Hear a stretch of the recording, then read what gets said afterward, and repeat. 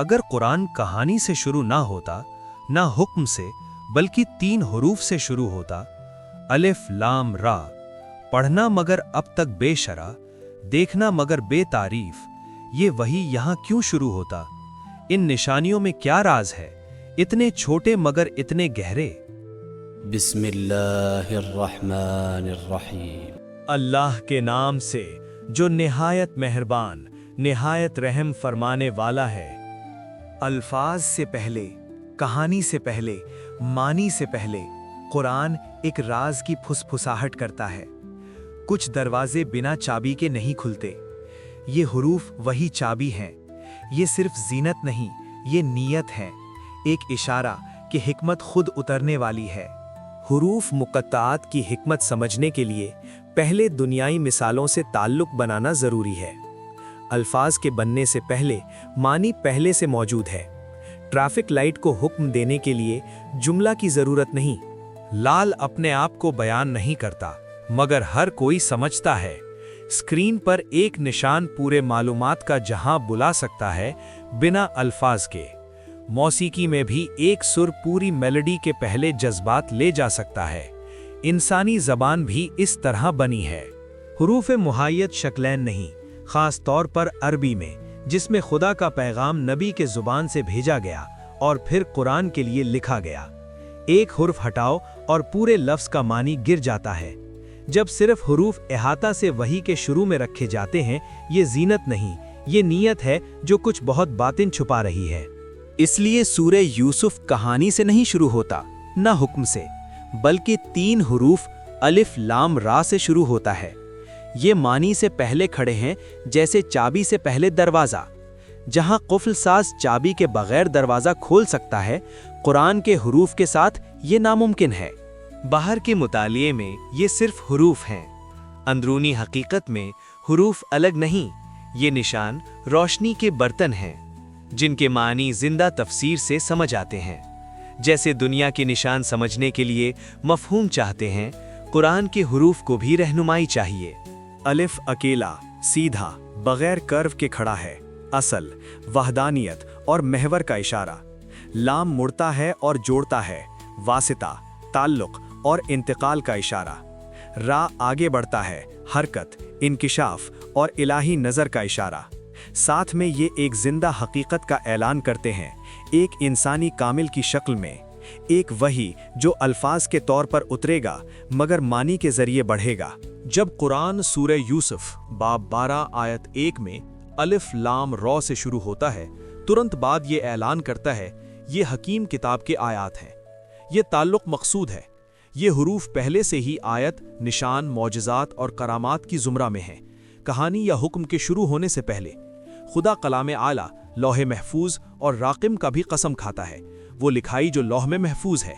रकीम और मरकूम दोनों का मतलब लिखाई है, मगर मामूली नहीं। ये एक मुस्तकिल रोशन लिखाई, एक इल्म जो पहले से मुकम्मल और महफूज है का इशारा है। सूरे अल बुरूज बाब 85 आयत 21-22 कहता है, बल हुआ कुरआनुन मजीदुन फी लौहिन महफूज। ये एक शानदार कुरान है जो लौहे महफूज में महफूज है। लौहे महफूज कोई फिजिकी चीज़ नहीं जो आसमान में तैर रही हो। इसका अंदरूनी हकीकत इमाम मुबीन की रोशनी है, वो ज़ाहिर रहनुमा जिसमें इलाही इल्म महफूज, मुनज़्ज़म और दुनिया के लिए दस्तयाब है। जब कुरान कहता है कि अलिफ लाम रा भी हकीम किताब के आयत में है, ये सिर्फ हुरूफ की पहचान नहीं, ये उन्हें इलाही ज़ोर के ज़ैर रखता है। वही की ज़ुबान में ये ताकीद कसम के तौर पर काम करता है। खुदा किसी छोटी चीज़ की तरफ तवज्जो नहीं देता, ना ही वो उस पर कसम खाता जो रंग से महरूम हो। जो कुछ वो बुलंद करता है, वो वजूदी क़ुर्बत, पाकीज़गी और काम में सबसे करीब होता है। सवाल उठता है, हुरूफ इतनी बुलंदी के लायक कैसे हो सकते हैं? ये वही सवाल है जो कुरान के दूसरे मकामात में भी आता है, जब खुदा मामूली चीज़ों की कसम खाता है। जवाब तावील है, लफ्ज़ियत नहीं।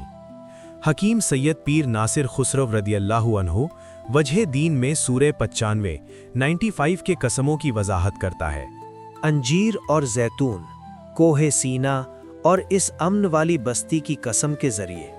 ظاہر طور پر یہ معمولی چیزیں ہیں، یہ خالقین نہیں، یہ نشان ہے۔ خدا ان کے شکل پر نہیں بلکہ ان زندہ حقیقت پر قسم کھاتا ہے جو یہ اشارہ کرتے ہیں۔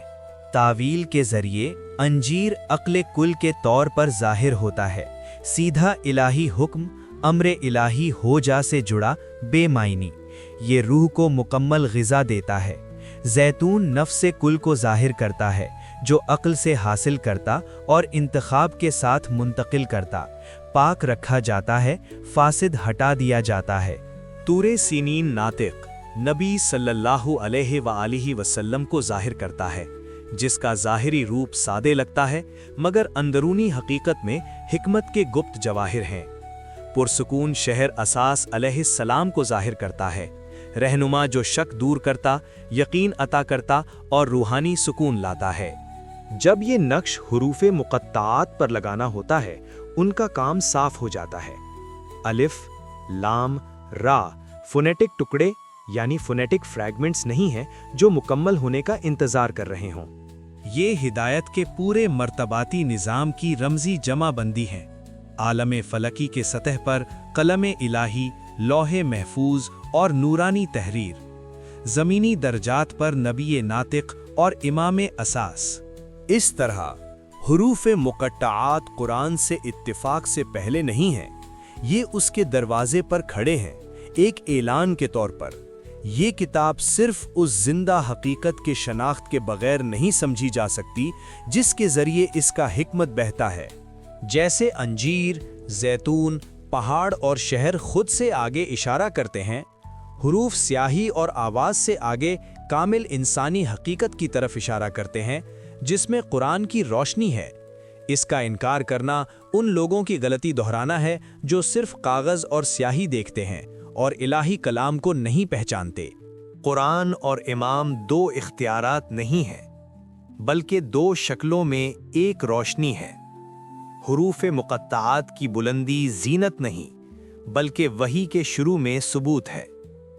اب حروف خود بولنا شروع کرتے ہیں۔ الف پہلے سیدھا اور واحد کھڑا ہے۔ اندرونی معنی میں یہ ازل اور ابد، آغاز اور اننت، پہلا اور آخری، اول اور آخر، سورہ الحدید کا اشارہ ہے۔ یہ محمد اور علی کی روشنی، قلم الہی، عرش الہی اور عقل کل کی نمائندگی کرتا ہے۔ لام وساطت اور ربط کی دلالت کرتا ہے۔ نفس کل، لوح الہی، روح اعلیٰ اور انسان اعلیٰ۔ را حرکت اور ظہور لاتا ہے جو رقیم، رویت اور وجہ اللہ سے جوڑا ہوا ہے، یعنی خدا کے چہرے سے، جہاں الہی حقیقت کا مقابلہ ہوتا ہے۔ یہ تینوں مل کر خاموشی سے وحی کے پورے نظام کا اعلان کرتے ہیں جو عقل کل سے نفس کل کے ذریعے ظاہر رویت اور زندہ حقیقت تک پہنچتا ہے۔ اس کے بعد ہی قرآن اعلان کرتا ہے کہ یہ حکیم کتاب کی آیات ہیں۔ اس کے بعد آنے والی یوسف کی کہانی اسی بنیادی نظام کا انکشاف ہے، اصل، وساطت اور ظہور۔ قرآن رسول اکرم صلی اللہ علیہ وآلہ وسلم کے دو مستقل حصی معجزات میں سے ایک ہے۔ اس کا اعجاز صرف روحانی بصیرت تک محدود نہیں بلکہ ظاہری اور باطنی علم کی پوری کائنات پر محیط ہے۔ سورہ اسراء باب 17 آیت 88 اس کی تصدیق کرتی ہے۔ اگر تمام انسان اور جن مل کر کوشش کریں تو اس جیسا پیدا نہیں کر سکتے۔ قرآن پوری طرح حکمت ہے۔ حروف، الفاظ اور آیات حواس کے سامنے موجود ہوتے ہیں مگر ان کی باطنی حقائق نہ تجزیہ کی جا سکتی ہیں اور نہ دوبارہ ترکیب دی جا سکتی ہیں۔ تراجم اور تشریحات بھی صرف سطح کو چھوتی ہیں۔ باطنی معانی 7 تعویلوں میں کھلتے ہیں اور بعض روایات میں 70 جو مستقل عقل سے ماورا ہیں۔ زندہ امام قرآن کی روشنی کا نگہبان ہے۔ جس طرح قرآن حروف میں الہی کلام ہے، اسی طرح امام انسانی صورت میں الہی نور ہے۔ امام کو اس کی ظاہری شکل کی وجہ سے رد کر دینا قرآن کو صرف متن سمجھ کر رد کر دینے کے برابر ہے۔ اس طرح زمانے کے امام کی مستقل جسمانی موجودگی علیہ السلام رسول اکرم صلی اللہ علیہ وآلہ وسلم کے دوسرے مستقل حصی معجزے کے طور پر قائم ہے जो कुरान और उसके मुक़त्तआत से ला युनफसिल तौर पर जारी हुई है।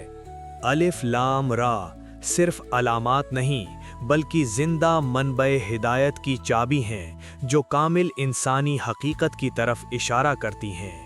यूसुफ का नाम आने से पहले, इम्तिहानात और ख्वाब बयान होने से पहले कुरान इख्तियार कायम करता है और सुनने वाले को मनबा पहचानने की तालीम देता है ताकि मानी नुज़ूल करे, खुले और नजर आए। सूरे यूसुफ 3 हुरूफ से शुरू होती है, इत्तिफाक से नहीं बल्कि एक दर्स के तौर पर। हकीकी समझ पहचान से शुरू होती है।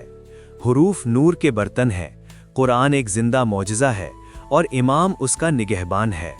एक ऐसी दुनिया में जो लगाव और सतही समझ से भरी हुई है, ये इब्तिदा याद दिलाती है कि हिकमत एक नज़र में हासिल नहीं होती, ये नुज़ूल करती है, खुलती है और सिर्फ जिंदा हिदायत के ज़रिए ज़ाहिर होती है। वही के करीब होना, सफ़हे पर मौजूद अल्फाज और उस जिंदा नूर दोनों के करीब होना है जो उन्हें मुजस्सम करता है। हिकमत बुलंद आवाज़ में अपना ऐलान नहीं करती, ये निशानियों, हुरूफ और जिंदा नूर के पीछे मुंतज़िर रहती है। सब्सक्राइब करें, तफक्कुर करें, कमेंट करें, घंटी पर क्लिक करें और आगे आने वाला रूहानी सफ़र जारी रखें।